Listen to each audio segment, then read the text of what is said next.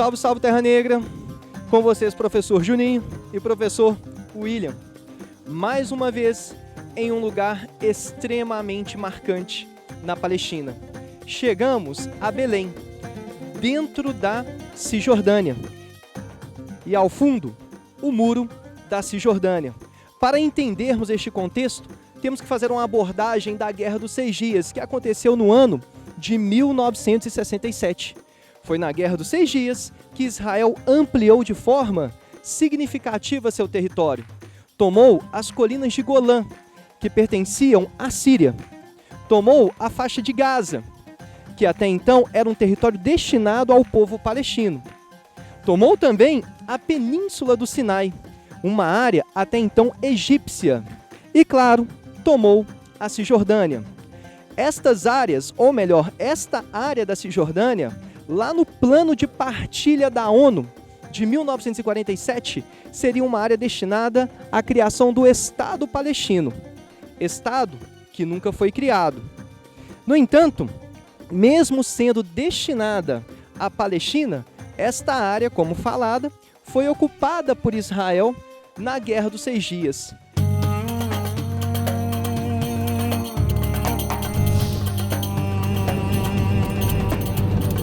Para chegarmos aqui em território palestino, de controle da ANP, passamos por postos de controle israelenses. Portanto, é a presença ostensiva de Israel em uma área, a princípio, destinada ao povo palestino.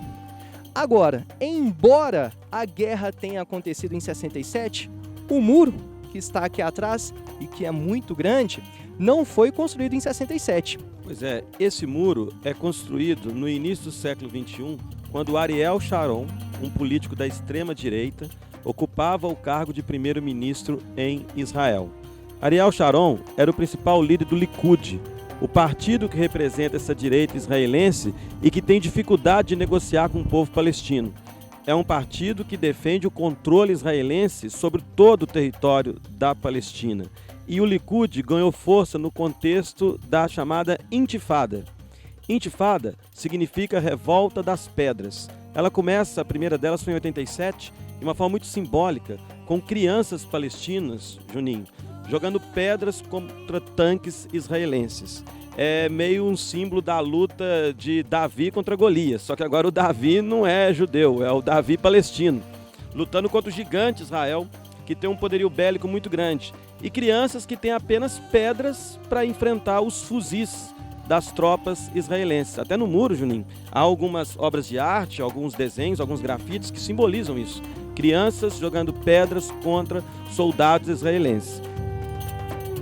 Então, Ariel Sharon, que não negocia com os palestinos, que defende uma política opressiva, é visto como responsável pelos massacres de Sabra e Shatila, 2 acampamentos de refugiados palestinos no sul do Líbano.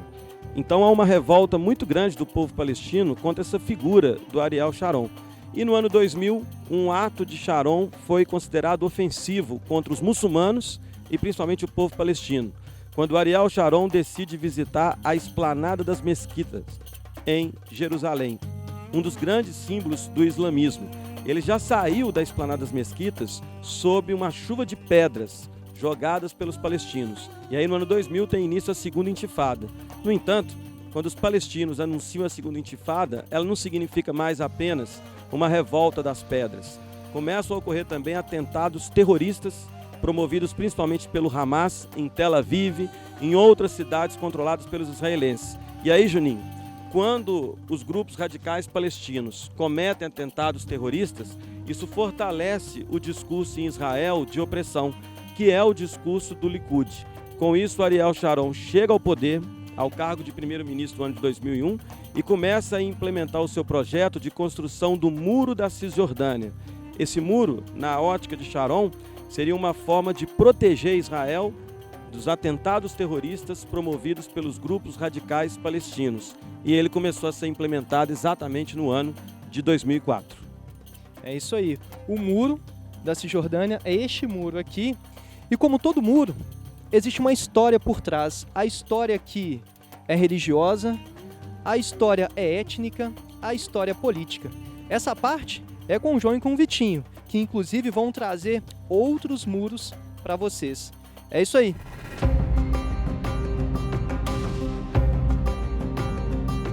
Pessoal, tudo bem? Professor João Marcelo, professor Vitinho. Estamos aqui na Cisjordânia, diante do muro da Cisjordânia, e como o professor Juninho colocou, nós temos aqui a construção de um muro que reflete uma política de colonização de terras do Estado de Israel. Vamos explicar isso muito bem. A implementação desse muro teve como objetivo, a partir da política colonizadora de Ariel Sharon, exatamente cercear o movimento dos palestinos em seus territórios. Nós passamos aqui, né, Vitinho, por vários checkpoints e percebemos que há constantes revistas, a constante militarização na entrada dos territórios palestinos. Então fica claro que a implementação desse muro tem como objetivo central o controle do fluxo migratório, da liberdade de ir e vir dos palestinos em seus próprios territórios. E além disso, nós temos que pensar que o Sharon ele pratica uma política de colonização desses territórios aqui na Cisjordânia. Aqui dentro nós temos mais de 100 assentamentos israelenses. Pois é, a Cisjordânia é um território estratégico, né, João? A Cisjordânia, aqui chamada de West Bank, ela tem uma fronteira muito importante com o próprio Rio Jordão, não à toa o próprio nome de Cisjordânia, é uma das margens do Rio Jordão, especificamente a margem direita. Então você tem a proximidade de uma fonte importante, um recurso importantíssimo para um ambiente árido, que é o deserto. Você tem importantes fontes hídricas também no tocante às águas subsuperficiais, o aquífero central, que se constitui como uma das formas essenciais para a captação desse recurso aqui para a região da Palestina. Nós temos ainda, e por que não dizer que seja o principal motivador, a presença de Jerusalém. Seria instituído como um território internacional, uma área internacionalizada.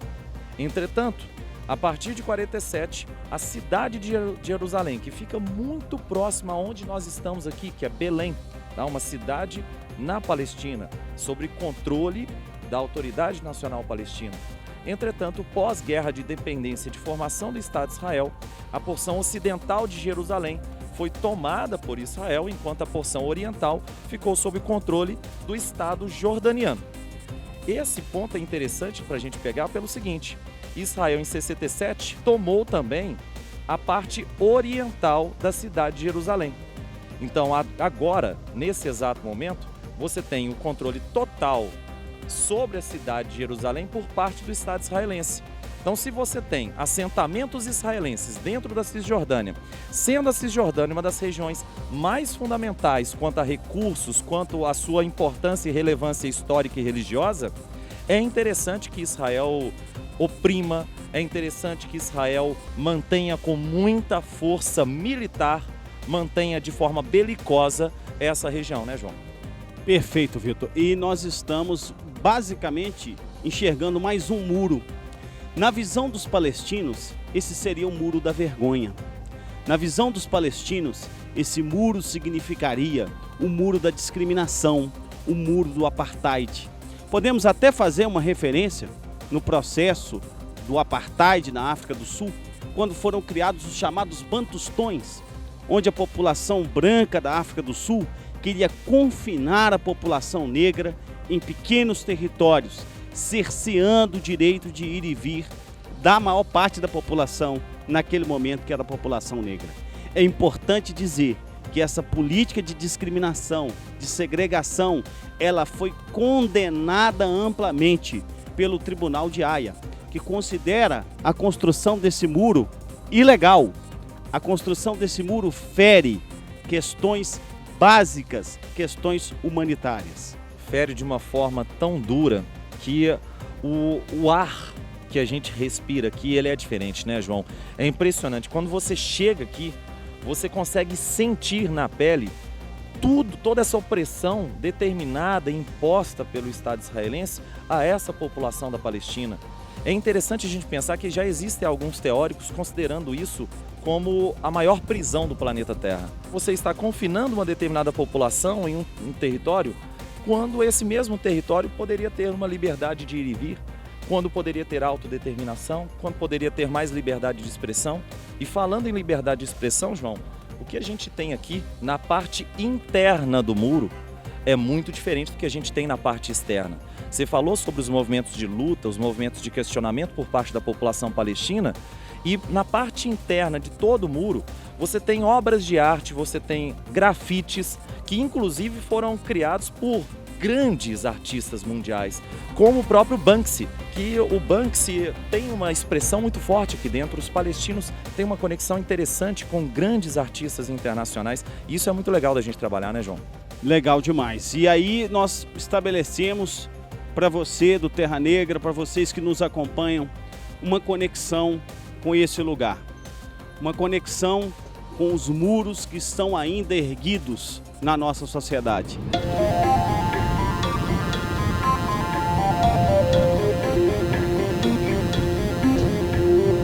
Então temos aqui, pessoal, um processo de cerceamento de um espaço, de controle de um espaço, na implementação de um muro.